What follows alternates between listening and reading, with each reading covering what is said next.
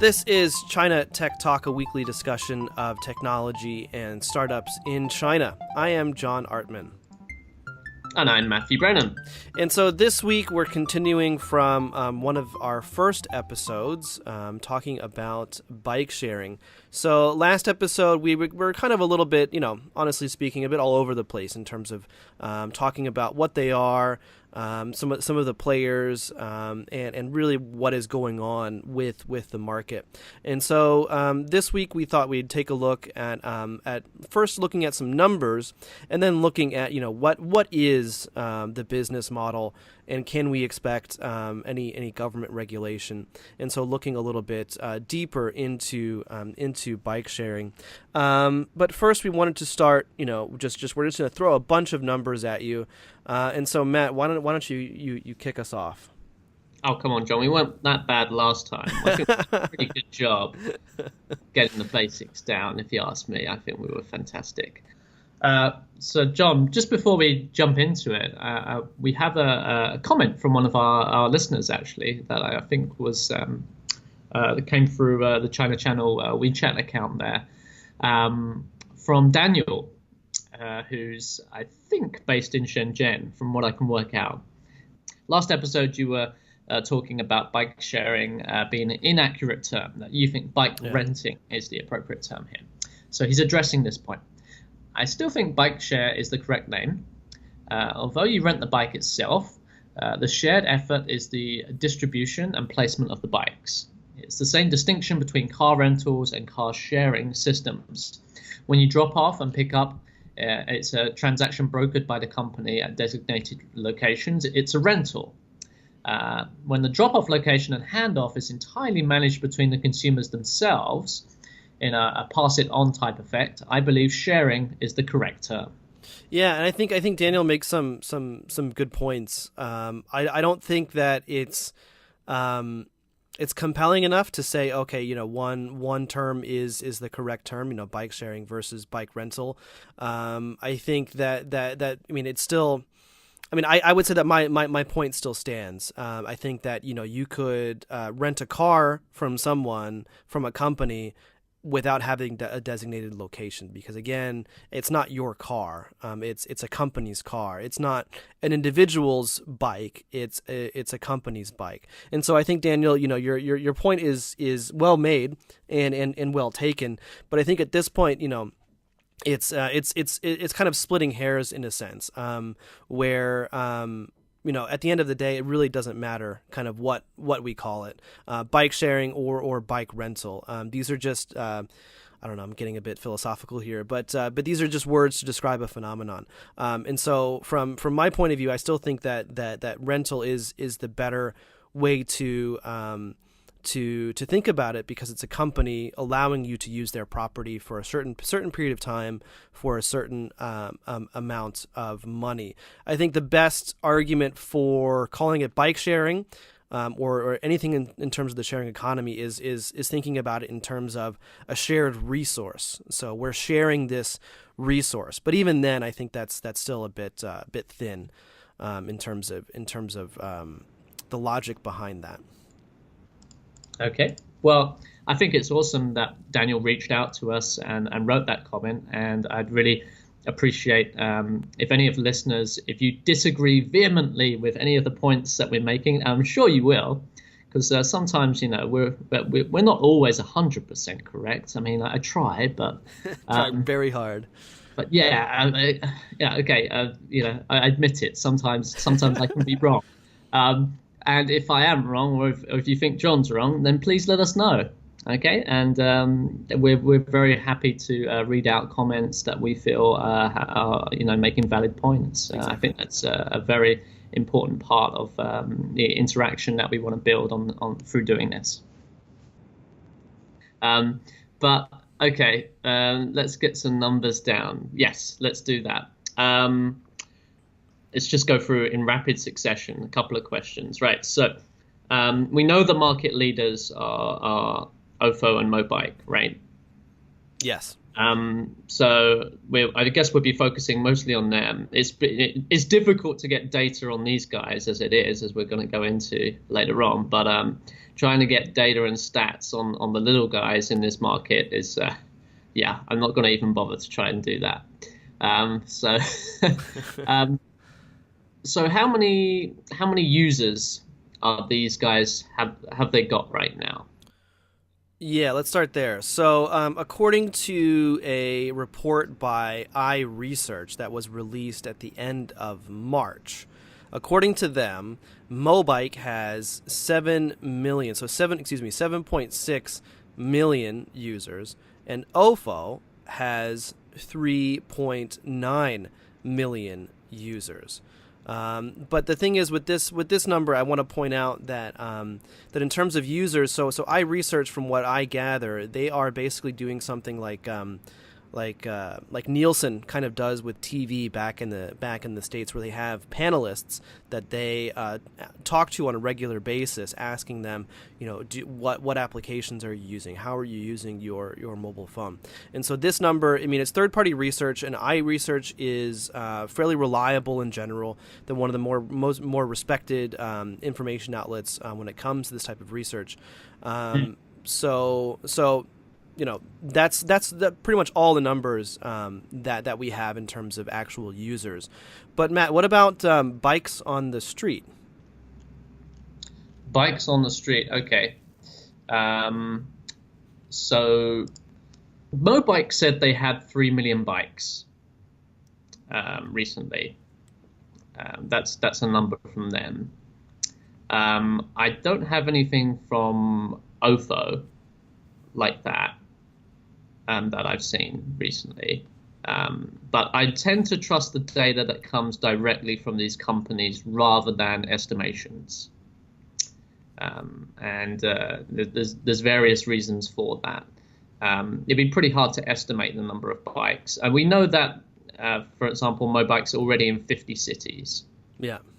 Across China. So that, and so, I think if you went back 2 or 3 months, that number would be much lower. It would be something like 20 cities. So the numbers on these are changing incredibly fast. But that number of 3 million bikes is including Singapore, definitely. And it's a global number.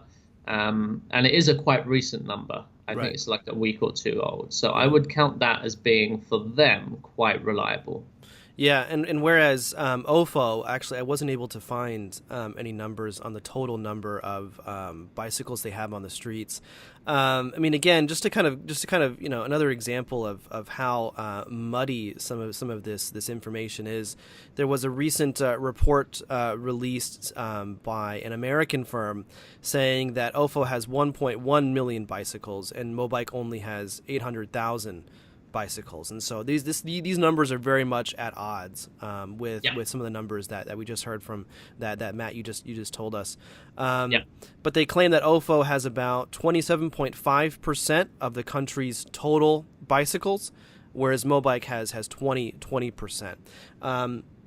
And when it comes to that, I mean, when it comes to total number of bikes on the street, I would not be surprised if OFO actually had more than Mobike. And it's really interesting because there has been this very quiet war of words between these two companies. Where, for me, because I work in media, and so I'm constantly in touch with PR people, and there's always this sense of, if I ask them about but what do you think about what's happening with your competitor?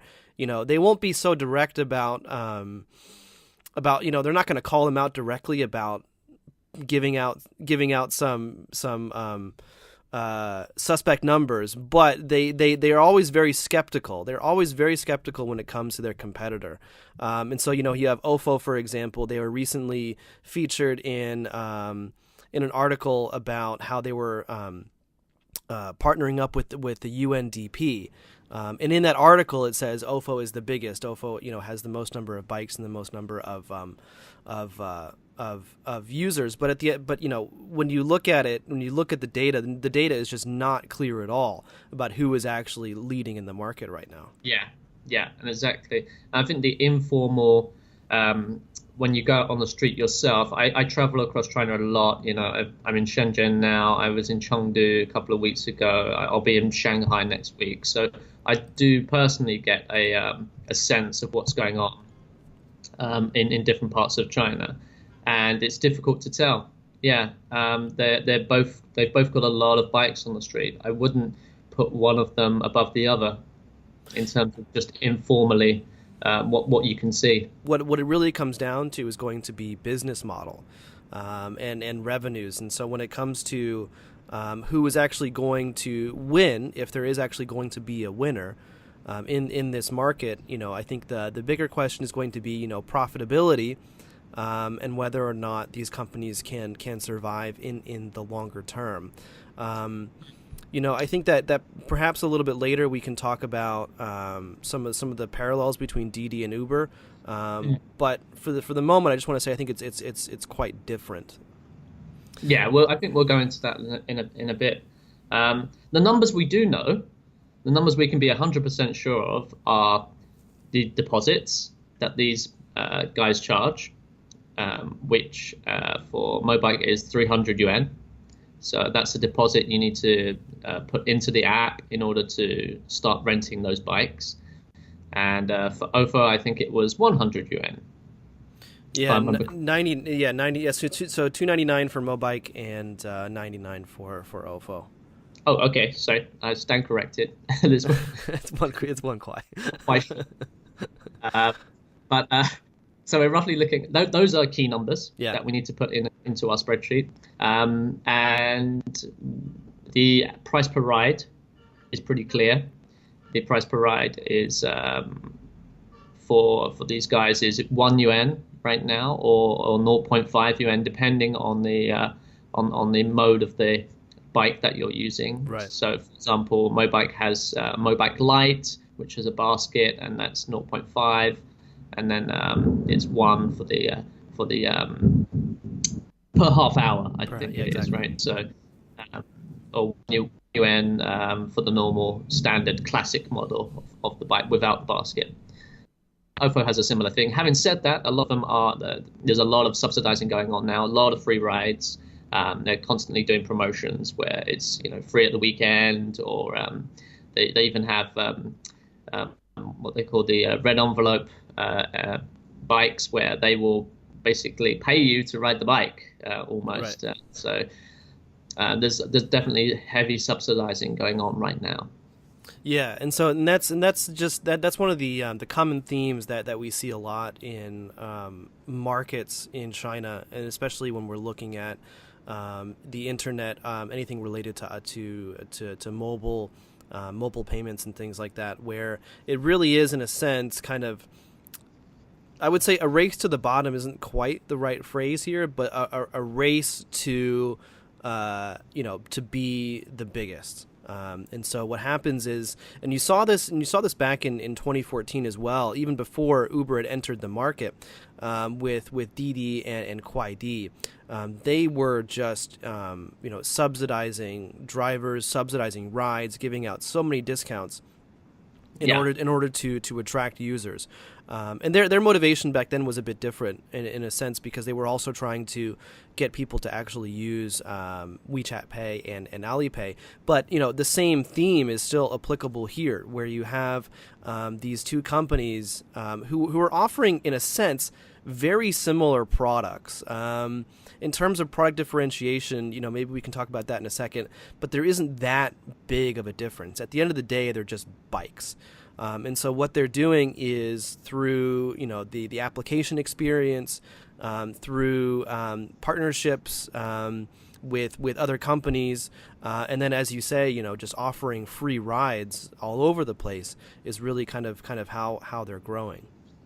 I was speaking to someone yesterday, so I think the WeChat Pay, Alipay thing is quite important, actually, and that's a big part of what's driving this trend, and what's driving the investment in this trend is offline mobile payments. I think that's why Tencent and Alipay have clearly taken sides in this industry, and both are making strong efforts to promote it.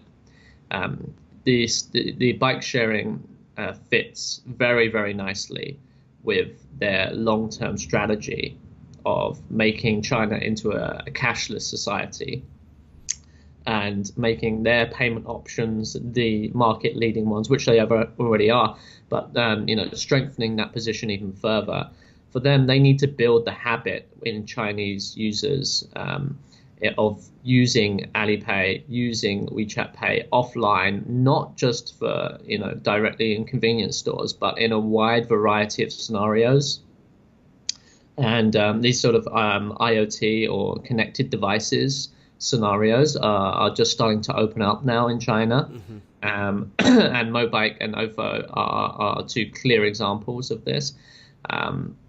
So I think that's why we're seeing those guys come in so heavily into this area to support these guys. It fits really strategically very well. Yeah, that makes a lot of sense, and it's actually kind of interesting because both. So Alibaba, they're not directly involved. So they're Ant Financial, which is in charge of Alipay. They were involved in the most recent Series D for Ofo, and then Tencent, they were involved in the. Let me just double check real quick. They were involved in the Series D of Mobike back in January, and so I think what you're saying does ring true in a lot of different ways, because in a sense, both Alipay and Tencent, they didn't really get involved until either of these companies was fairly mature already, and it's actually interesting because I hadn't really thought about that in a way, because to me, one of the reasons that these bikes have become so popular is because people are used to, or becoming more used to, scanning QR codes, paying for things on mobile. But it does make sense. I mean, because I think that you've talked about it a little bit before about how everything is going to be QR codes, and there might be some interesting features coming out of WeChat because of that. And I'm sure Alipay is thinking about something similar as well. But getting people even more used to, so getting people to have even a more of an ingrained habit when it comes to these actual QR codes. But I guess the thing is, I mean, so we talked a little bit about this before, so I'm switching gears completely and kind of going back. So if we're saying that this is like the Ofo and Mobike are part of a broader strategy with Alibaba and Tencent, does then at the end, then when we're looking at market winners, I'm thinking now, does business model actually matter? Because if these companies are going to be subsidized in a certain sense by Alibaba and Tencent, Right. in order to encourage IoT usage and QR codes and things. I mean, do they actually need to make money? No. Right. That's the answer. No. Once the big guys have got involved, you don't need to.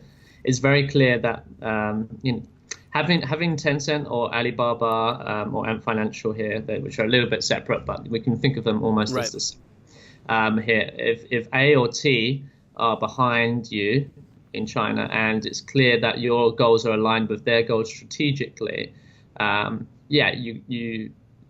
we can't underestimate how huge that is for these companies.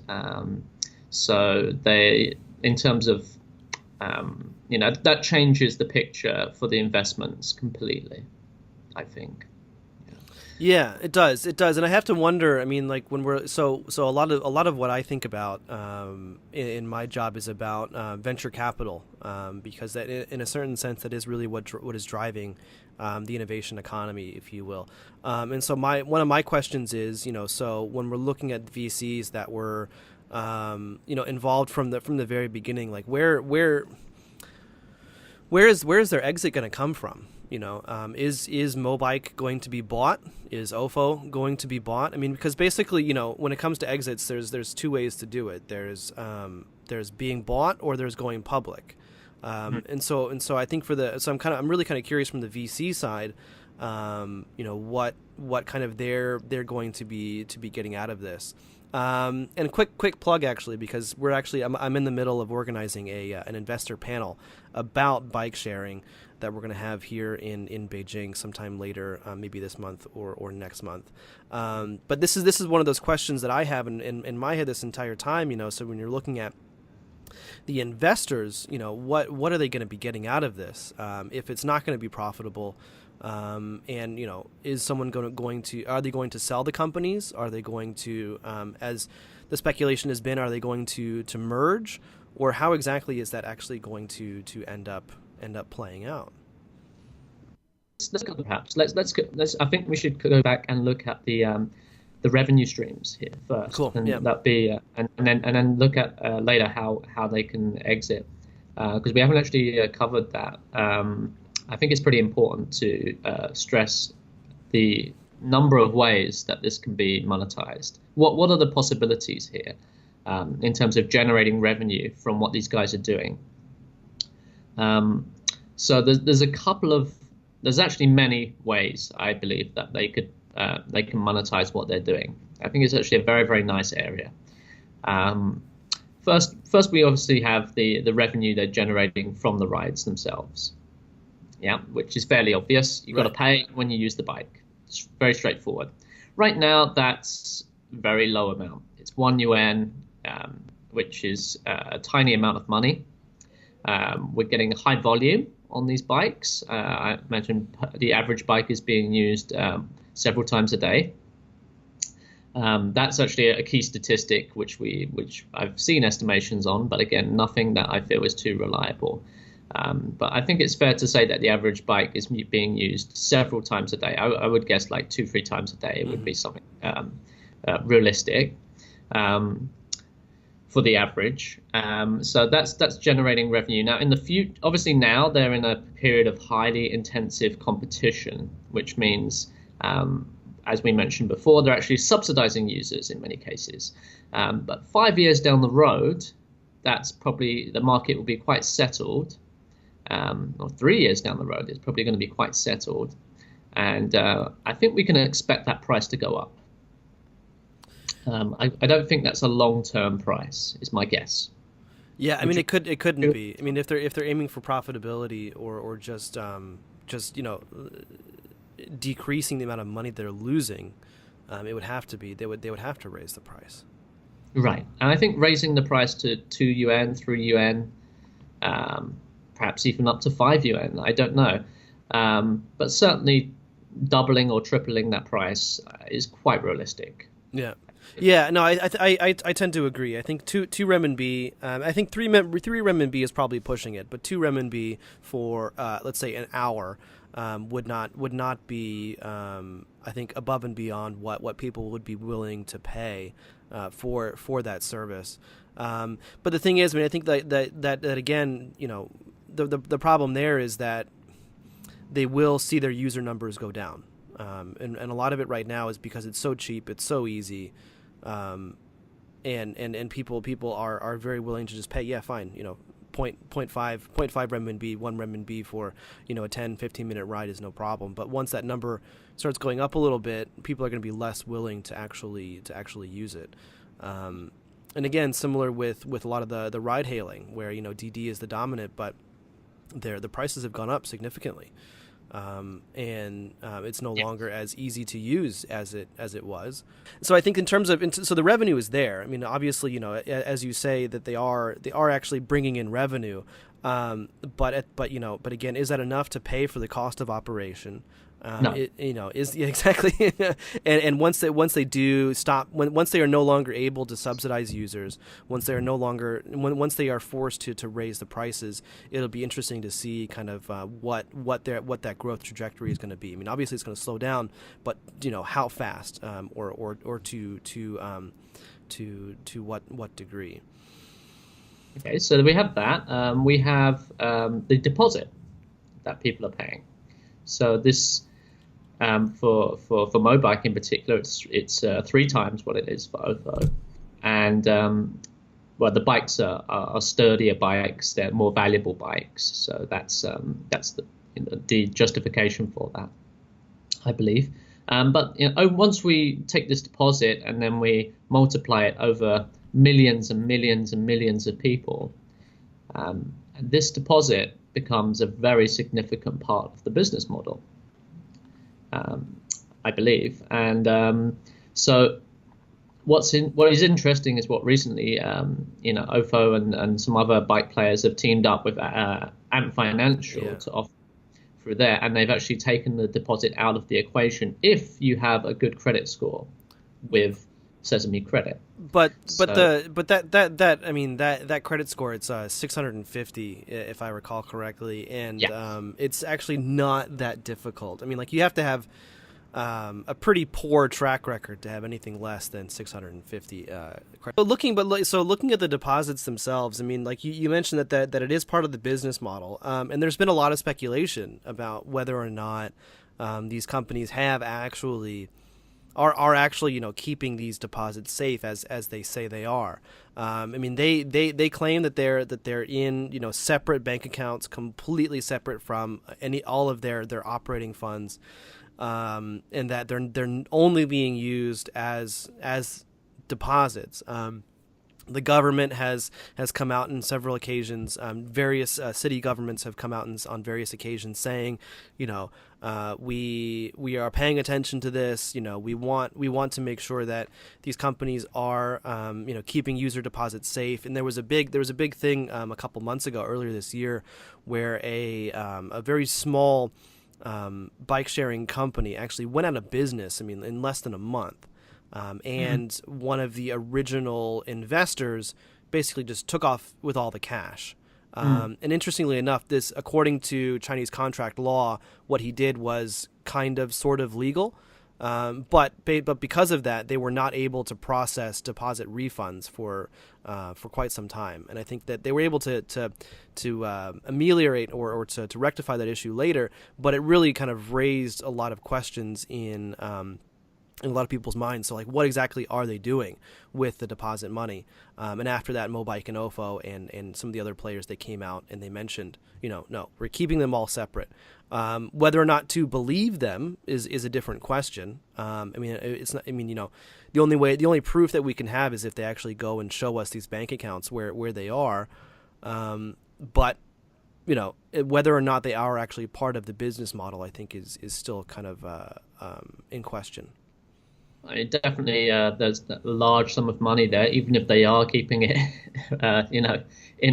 in a vault somewhere. They're gaining interest off that, surely. Right. It's invested somewhere and it's gaining return, but it's not gaining return for the user. They get exactly the money back that they put in. That's a good point. So there's definitely money to be made there, and quite rightly so. Money can't be sitting around idle. It needs to be invested to get return. So yeah, that's definitely, if they, the user's getting 0% return on that investment, but if they are getting, just 2 or 3% per year, I'm sure they can do it much better than that. Then that's going to be a considerable sum of money. Yeah, that's a good point. So the deposits, we can't underestimate that. That is definitely a nice source of revenue. They're getting interest-free loans, basically, from what eventually will be a large proportion of the Chinese population. So that's very, very nice for them. We have advertising as well. I think is a very, very lucrative opportunity for these guys.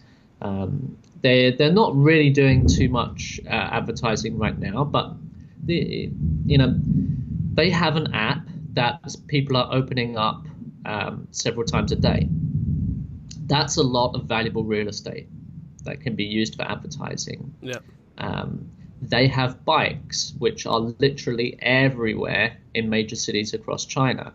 Right now, these bikes have, the only adverts they have on them, apart from themselves, are usually stuck there by illegally by small, very small promotional companies that stickers on the baskets, for example, for different sort of like local businesses, gyms or hair beauty, beauty salons, things like that. So people are actually already using them as advertising spaces, but the companies aren't making any money from that yet. It's other people sort of taking a free ride of this No pun intended, right? Right. So the opportunity is obvious that there's two very, very big places. The apps that they are going to have where people are opening several times a day, and that's got a lot of real estate that's not being used right now. And then the bikes themselves, which have huge opportunity for advertising. And that's not being tapped into at all yet, but I'm sure it will be very soon. I think we're starting to see that. In fact, I'm sure I saw Mobike having some cooperation with L'Oreal and a couple of other brands recently. They're doing it in a very light way, sort of like promotions for prizes for competitions, basically. But we can expect more sort of heavy promotional campaigns later on, I feel. Yeah, definitely. And I think this is actually kind of where Mobike, I think, is a little bit ahead of OFO in a sense, and that is data. I think that both obviously they have the GPS on your phone, and so they can kind of tell where you are by your phone. So you open up the app and the map pops up. The problem with OFO, and they've been a bit a bit slower on this, and it's actually kind of interesting because if you look at their history, I mean, like, they never planned to have GPS or GSM on their bikes. OFO started off as a campus bike sharing scheme where you could donate your bike and then you could use any bike as part of that scheme. Whereas Mobike, they started off with technology in mind. One of their co-founders is ex-Uber. And they have quite a few ex-Uber people in their organization as well. And so they're very much a technology-minded company. And so what they've been doing is they've been looking at ways to leverage all that data. One of the ways that they've done that is by creating their own proprietary artificial intelligence. And when I say artificial intelligence, what I mean here is artificial narrow intelligence, and so it's just a more sophisticated version of a data processing algorithm. And so what they're doing is they're taking all this data, they're processing it, and they're figuring out, okay, where are people most using these bikes? Where do people most need these bikes? And then what they've done is they've also linked that up with a gamification system. Where there are certain bikes that come with a hongbao, and so you open up the app, and there's on the map you can see there's the Mobike, there's the Mobike Lite, and then there are some hongbaos, so some red envelopes actually on the map itself. And if you use that specific bike for, I think it's at least 10 minutes, then you are eligible to receive a random amount of money. I think, and I can't remember how much it was now. I'll have to go back and double check, but we'll include that in the show notes. But so Mobike, in a sense, in terms of data usage, in terms of monetizing or at least leveraging that data, they seem to be very far ahead of OFO. Yeah, I think it's fair to say that Mobike is very far ahead of OFO in terms of technology and in terms of branding. And actually links into in terms of number of bikes on the street, definitely they're about equal. I know one of them might be ahead of the other, but they're neck and neck. It feels like, but in some areas I do see that Mobike is quite far ahead.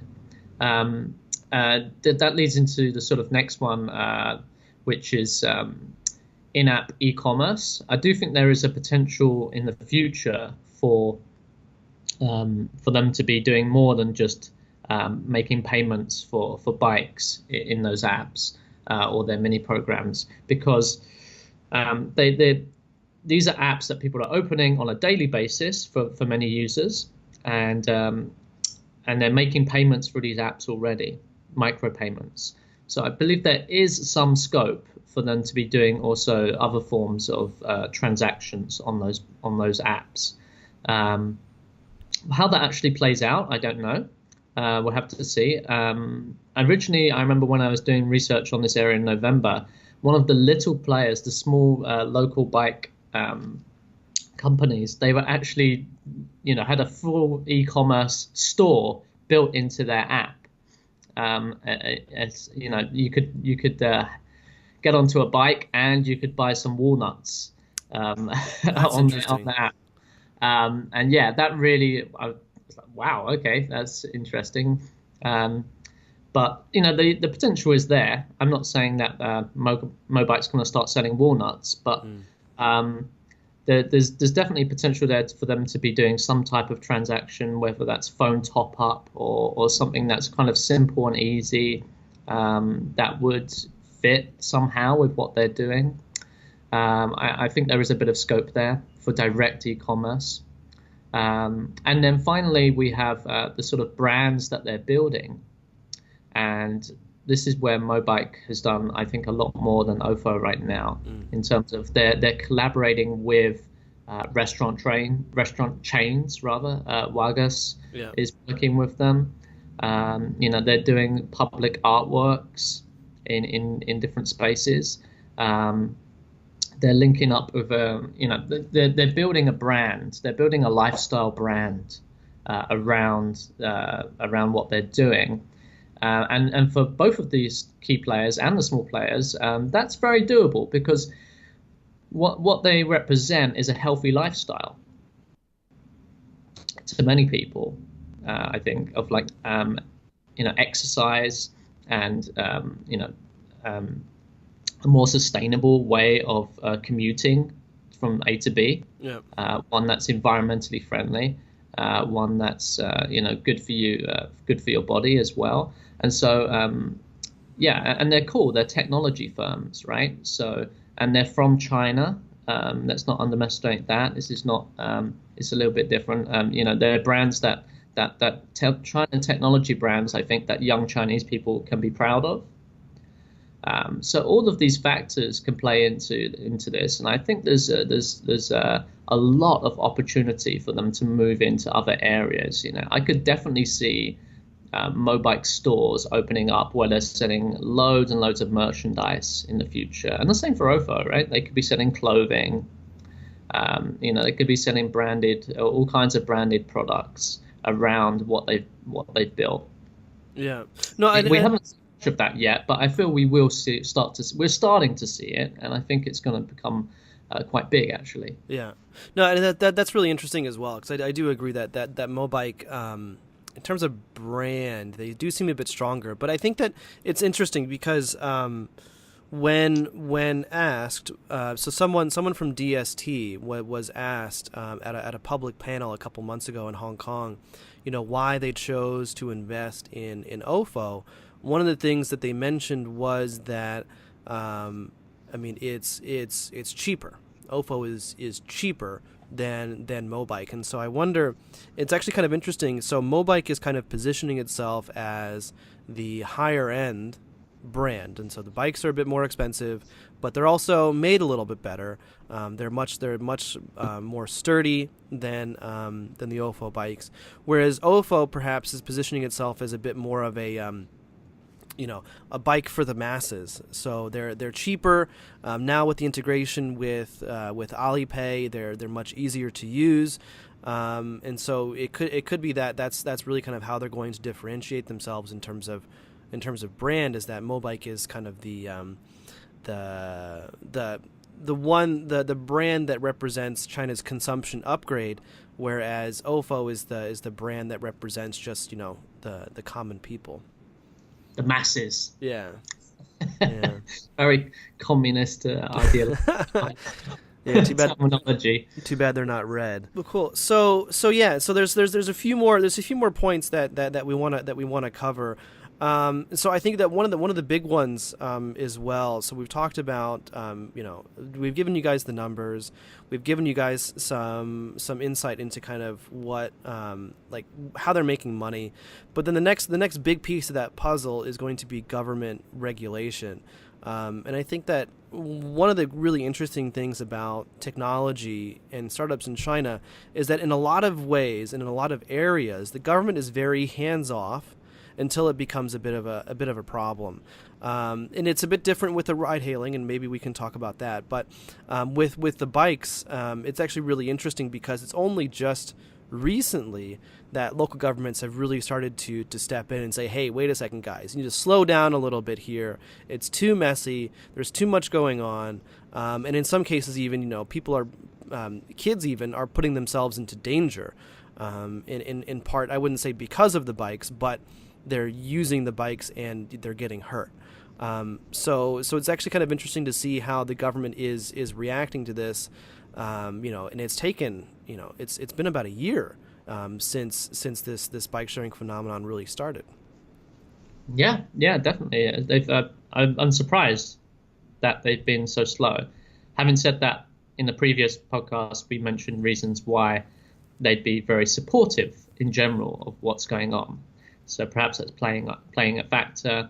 I think the factor that Tencent and financial have got involved as well, that would definitely make the government feel a little bit less anxious, I think, because the big boys are involved now. So that means these guys can't play too fast, too loose. But perhaps it's the little players in the market that could be more of a worry here.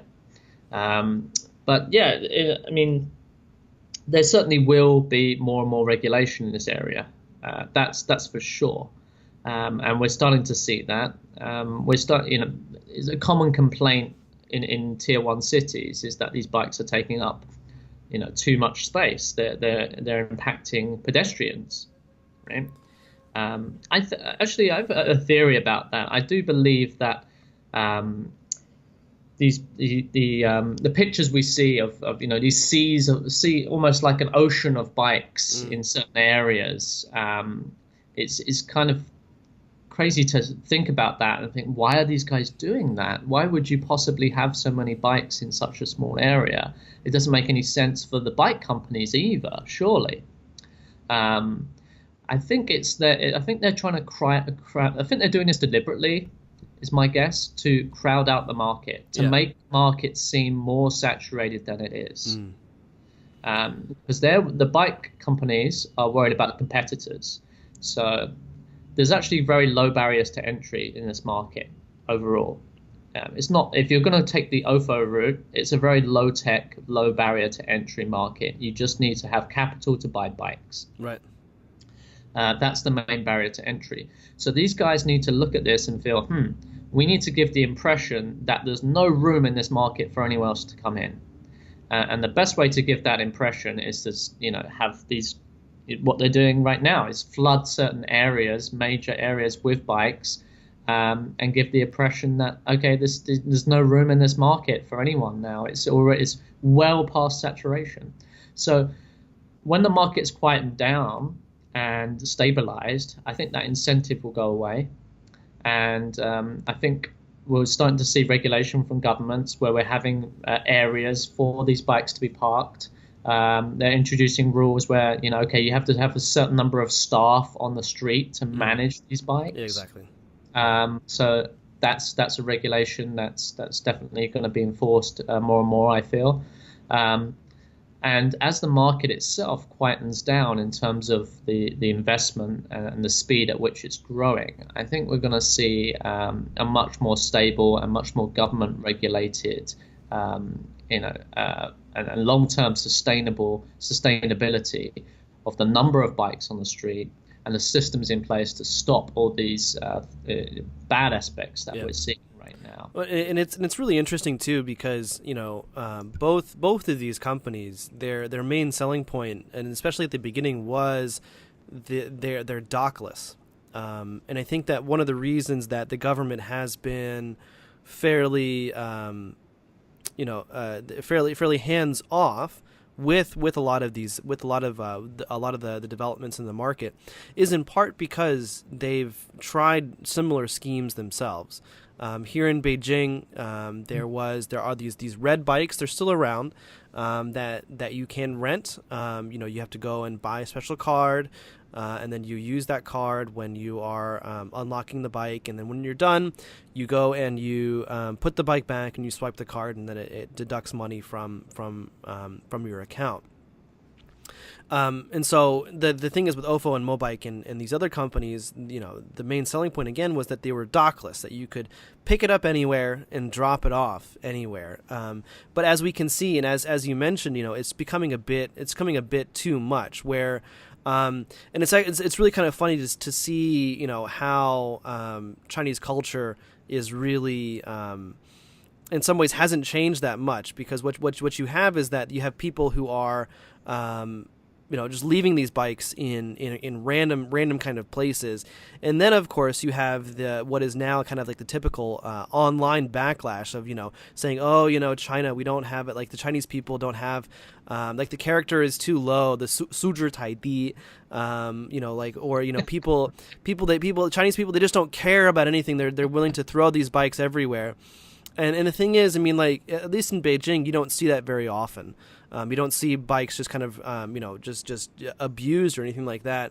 But the fact that it is happening, the fact that it has happened, and that there hasn't been much control does mean, as you say, on the sidewalks especially, there is, congestion. For me, I ride an electric bike, and there are certain places in the city where I used to park my bike regularly, and now I can't because it's taken up by these bikes, which is very very frustrating for me.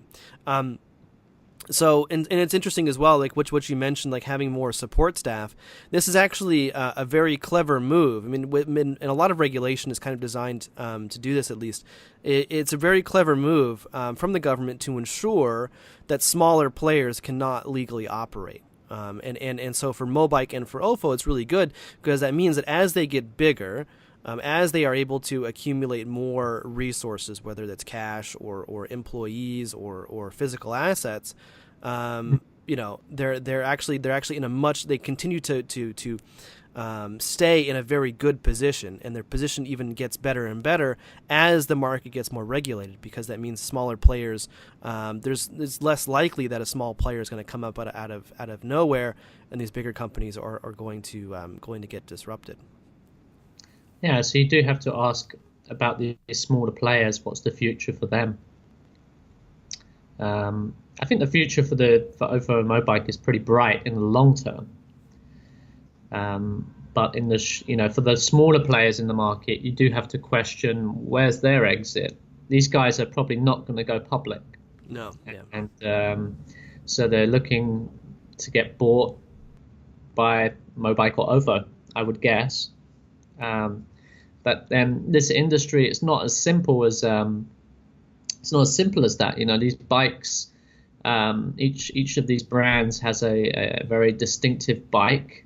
And it's not just a matter of, okay, we've bought you now, we're going to paint your bikes orange, right. and now your Mobike, it won't fly. So unless they have a strong market position in a localized market, I could see that happening, right? So let's say one of the small players has just focused on a particular tier 2 city or a tier 3 city in one province of China, and flooded that market, that local market, with their bikes. So they have a very strong network effect within that locality. That would make sense, I think, for them to be bought. So when we're looking at smaller players, I think number one, there is going to be, I think they are going to be bought. I think that you look at, for example, Blue Gogo and Ofo. Actually, one of their main backers is the same VC firm, Gen Fund, and so I can imagine that there is going to be pressure from Gen Fund for Ofo to buy Blue Gogo at some point, because that tie-up does make sense. The relationship is already there, but I think that there is also going to be pressure from the government for these larger companies to buy the smaller ones, in particular because if these companies were to go out of business, what's going to happen with the bikes? Who's going to be responsible for all these bikes all over the place? And so let's say a company goes out of business tomorrow. Well, then that means that they're not paying anyone to pick up the bikes either. And so that's I think a pretty big question for the government is that I seriously doubt that they're going to want to have these companies go out of business and then have no one to look after, however much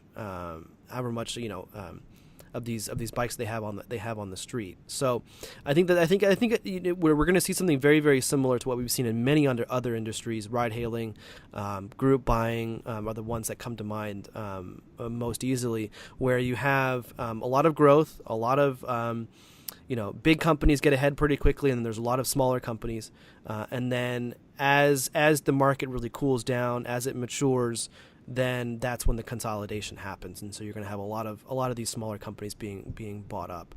And again, I think you do raise a really good point about, okay, fine. Well, logistically, what do we do with these bikes when they're different colors, they're different models, they're different types of bikes? I think that's probably a question that they're going to be dealing with at some point, but I don't think it's going to be a barrier for them to start purchasing these smaller companies. No, I don't. No, I agree with you, John. It's not going to be a barrier to them. It's just something that makes it a little bit more difficult than usual, perhaps. Exactly. Yeah. So it'll definitely be a challenge. But I think also one of the big questions is about again, following like the typical pattern that we've seen in China, where you have a really hot market, it grows, and then the big players they buy the smaller players. But then ultimately, the bigger players end up merging, and so we saw something similar with Didi Kuaidi, with Meituan Dianping, and so it's not uncommon to see these players merge. But I mean, it's interesting. I don't think that they're going to merge. Mobike and Ofo? Yeah. No, I don't think so either. I'd be very surprised. Yeah, no, it's funny too because so we ran an April Fool's Day piece on April Fool's Day on April 1st and the headline was something about Mobike and Ofo merge and to be called Mofo, for us this was obviously a joke post, but Ofo took it very seriously, and they reached out to me saying because apparently a Chinese media had actually done something very similar, although theirs was a lot harder to tell that it was actually a joke, whereas ours was pretty clear, I think, that it was a joke. And apparently this story had caused some trouble for Mofo. I'm not quite sure, or excuse me, for Ofo. I keep doing it. That was deliberate, right? It was definitely deliberate, of course. So yeah, apparently it caused them some trouble. I don't know what it was, but it's pretty clear that internally there was a very strong reaction to these quote unquote rumors or jokes, if you will. And even a couple days later, the Ofo the CEO, he comes out and he says, look, we're never merging with Mobike. And so it seems that in a sense this is a bit of a sensitive issue for Ofo at least. And at the end of the day, I don't think that there would be much reason actually for them to merge. I think it's very feasible, and I think that you mentioned this on the last one when we talked about bike sharing. It's very feasible for them to become a duopoly, where you just have these two large players, and there's no necessarily clear winner, and they end up kind of sharing the market. Yeah, totally feasible. Yeah, totally. Now they've got the big boys backing them. Yeah, I really just don't see it. I think they've got full integration. Alipay and WeChat are very separate ecosystems, and they're fully integrated into those separate ecosystems now. That's where they're going to get increasing numbers of their users. I think Mobike's been on the record saying when they launched their mini program for WeChat, the number of new users doubled.